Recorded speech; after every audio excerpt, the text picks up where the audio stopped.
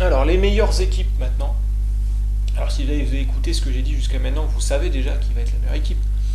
Donc, je ne vais pas faire de suspense. Pour moi, la meilleure équipe de ces 5 ans, de la première moitié de la décennie 2010, c'est Strong Big Japan, donc Sekimoto Kabayashi, et de archi loin.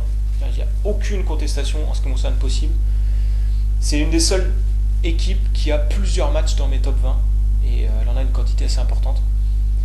Et en plus, c'est une équipe qui avait l'air d'une équipe, qui luttait presque plus souvent en équipe qu'en solo. Donc ça aussi, c'est un plus. Ils ont eu un gros règne, je l'ai dit, champion au LGA. Voilà, ils avaient des double moves à deux. Ils ont une façon de construire leur match par équipe qui est vraiment excellente et qui rappelle les grands matchs par équipe des années 90 de la All Japan. Donc voilà, il n'y a rien à dire.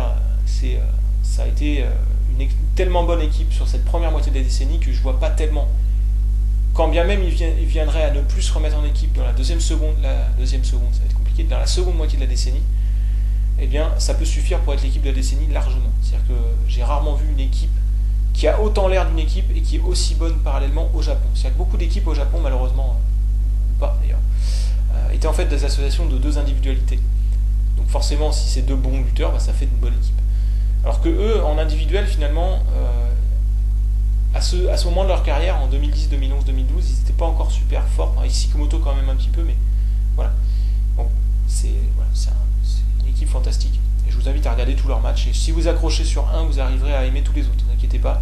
Ils ne sont pas tous pareils, au contraire, mais on retrouve quand même la patte, en fait, la façon de construire.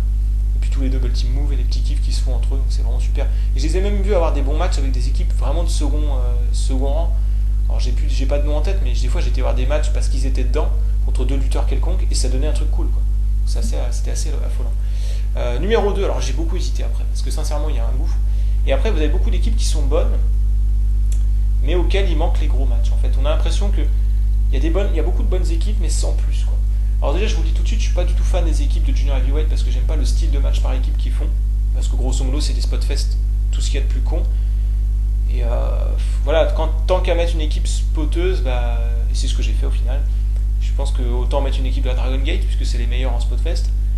Donc j'ai mis Saito et Horiguchi sur la troisième marche, je les ai mis troisième seulement, puisque pour moi c'est la meilleure équipe de la Dragon Gate dans leur façon de construire et de lutter en équipe, avec beaucoup de double team moves et de séquences et de moments où ils font un peu les malins.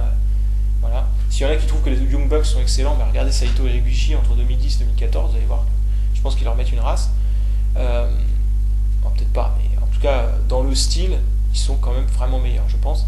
Et en plus, ils sont une fédération qui fait beaucoup de matchs dans ce registre, donc automatiquement, ils ont une quantité de trucs plus importante. Voilà. Et c'est vrai qu'après, il y a d'autres équipes de Dragon Gate que j'aurais presque pu mettre, mais en fait, peu d'équipes ensuite ont duré longtemps et ont l'air d'équipes longtemps. Donc voilà, j'ai bien aimé Shingo, Yamato, mais bon, ça n'a pas duré si longtemps que ça, ils n'ont pas eu tant de matchs que ça. C'est vraiment la numéro 1 des équipes de la Dragon Gate qui est quand même une fédération qui accorde pas mal d'importance aux équipes, donc ça justifie.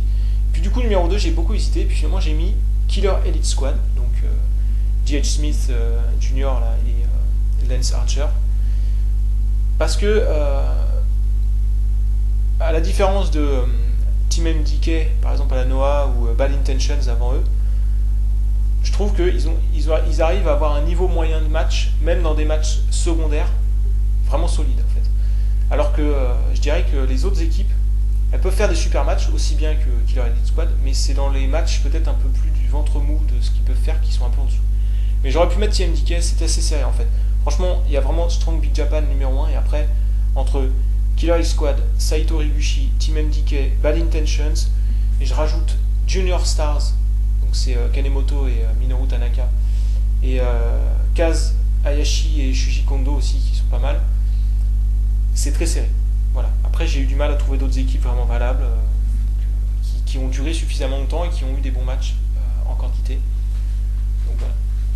Pourquoi, en prenant que le Japon, j'entends, pourquoi je me retrouve avec ce petit podium pas forcément extraordinaire, hormis cette première place, j'insiste. Ça va vous saouler, donc je vais arrêter maintenant et je vais vous parler des meilleurs lutteurs. Ça sera mieux, solo. On va peut-être en retrouver qui était dans cette liste.